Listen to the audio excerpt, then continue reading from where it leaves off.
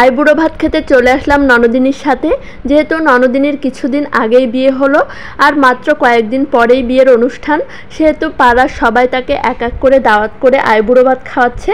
আর সাথে তো আমি আছি, যদিও এখন সে আর আইবুড়ো নেই, অলরেডি বিয়ে বাসর সব শেষ। তারপরেও একটা নিয়ম যেহেতু আছে, সবাই তাকে দাওয়াত করে করে খাওয়াচ্ছে। তো সকালবেলা আমাদের দাওয়াত ছিল, দাওয়াত ফার্স্টে ছিল দুপুরবেলা, তো পরে আমরা সকালে নিয়েছিলাম। এক জায়গায় যাওয়ার প্রোগ্রাম ছিল সেজন্য। তো এই তো চলে আসলাম, খুব বেশি একটা দূরে ছিল না, পাশের বাড়ি। আর এসে দেখি যে 2 তলা ছাদের উপরে একটা ছাগল খাচ্ছে, খুবই ভালো লাগতেছিল। আইবুড়ো ভাতে আমাদের কি কি খেতে দিল সেটা আজকে তোমাদের সাথে শেয়ার করব। এইভাবে গ্রামে দাওয়াত খাওয়ার অভিজ্ঞতা আমার খুব কমই আছে। বিয়ের সময় কিছুটা তোমাদের সাথে শেয়ার করেছিলাম, 2-1টা বাড়ি খেয়েছিলাম। তো এই তো আমরা বসে গেছি খেতে, অলরেডি আমাদের ভাত বাড়া শুরু হয়ে গেছে। একটা সময় আমি লোকের বাড়ি কোনোভাবেই খেতে যেতে চেতাম না, এত পরিমাণ বকা শুনতাম বাড়ি থেকে।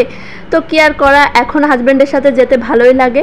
আরও তো আছে ননদিনী, এই তো আমার ননদিনী আমার ছেলেকেও খাওয়াচ্ছে, সে নিজেও খাচ্ছে। তো প্রথমে দিয়ে দিল ভাত, সাদা ভাত, আর তারপরে হচ্ছে ভুড়ি ভাজি। প্রথমে দেখে বুঝতে পারতেছিলাম না এটা কি, পরে দেখি আলু দিয়ে ভুড়ি দিয়ে একসাথে ভাজি করা। এই খাবারটা অনেক বেশি ভালো ছিল। ভুড়ি যদিও আমার অনেক বেশি পছন্দের, আর এদের ভাজিটাও অনেক সুন্দর হয়েছিল।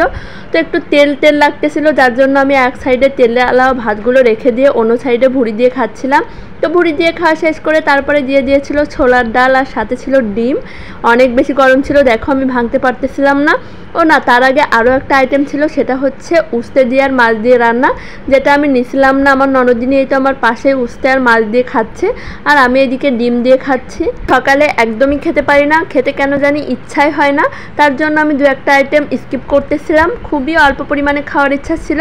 এবং লাস্টে তো আমি মাংস দিয়েও খাইনি, কারণ ডাল দিয়ে আর ডিম দিয়ে খেতে খেতে আমার এত পরিমাণ খারাপ লাগতেছিল, সকালে আমার একদমই খেতে মন চায় না। তো এই তো আমার ননদিনী খাচ্ছে মাংস দিয়ে, তো তার প্লেট থেকে একটু দেখিয়ে দিলাম।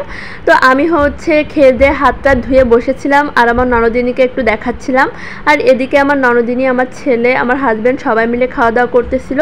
তো খাওয়া দাওয়া শেষ করে এই তো আমরা এখন বাসায় যাব, তো তার জন্য এই তো নামতেছিলাম নিচে। আমার ননদিনী এই তো আমার সামনে, তার আইবুড়ো ভাত তার সাথে খেলাম, অনেক বেশি ভালো লাগলো। যদিও একদমই খাইনি আমি তেমন একটা, আমার বিয়ের 5-6 বছর হয়ে গেছে, তারপরেও আমি কখনো পাড়ায় আসি না তেমন একটা।